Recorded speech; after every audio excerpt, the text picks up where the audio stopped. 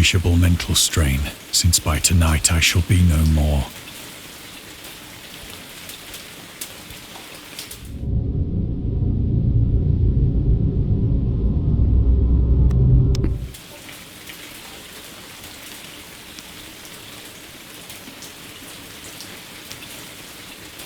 Penniless, and at the end of my supply of the drug which alone makes life endurable, I can bear the torture no longer, and shall cast myself from this garret window into the squalid street below. It was in one of the most open and least frequented parts of the broad Pacific.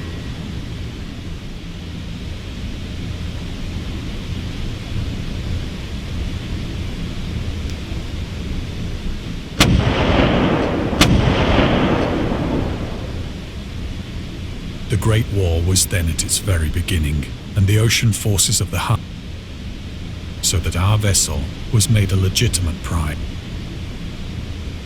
Counted days I drifted aimlessly beneath the scorching sun, waiting either for some passing ship or to...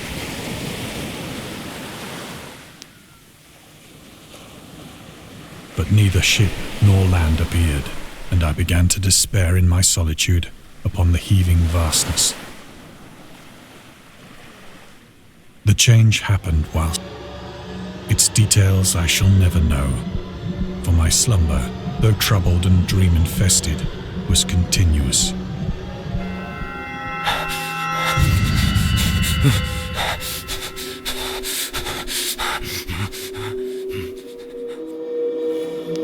When at last I awoke, it was to discover myself half sucked into a slimy expanse of hellish black mire, seemed to me almost black in its cloudless cruelty, as though reflecting the inky marsh beneath my feet. A faraway hummock which rose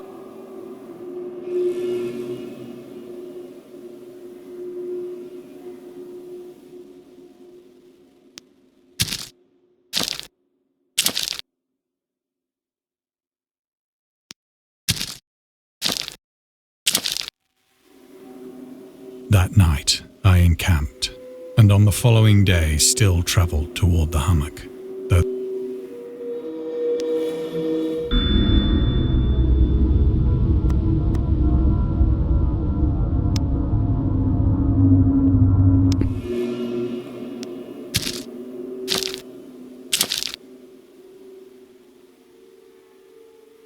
wake in a cold perspiration, determined to sleep no more.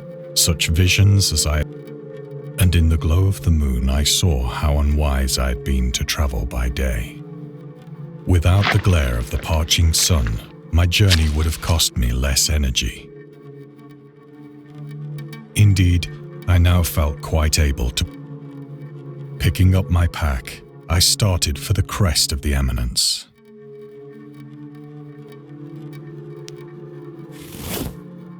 I have soon had not yet soared high enough to illumine. I felt myself on the edge of the world, peering over the rim into a fathomless chaos of eternal night. Through my terror ran curious reminiscences of Paradise Lost. My attention was captured by a vast and singular object on the opposite slope, which rose steeply about 100 yards ahead of me.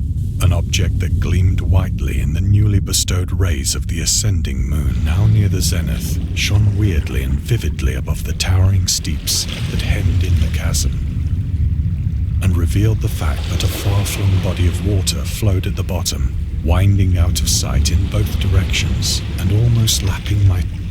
Across the chasm, the wavelets washed the base of the cyclopean monolith, on whose surface I could now trace both inscriptions and crude sculptures. The whale, represented as but little larger than himself. I remarked, as I say, their grotesqueness and strange size, but in a moment decided that they were merely the imaginary gods of some primitive fishing or seafaring tribe. I saw it. With only a slight churning to mark its rise to the surface, the thing slid into view above the dark waters. Loathsome, it darted like a stupendous monster of nightmares to the monolith, about which it flung its gigantic scaly arms, while it bowed its hideous head and gave vent to certain measure.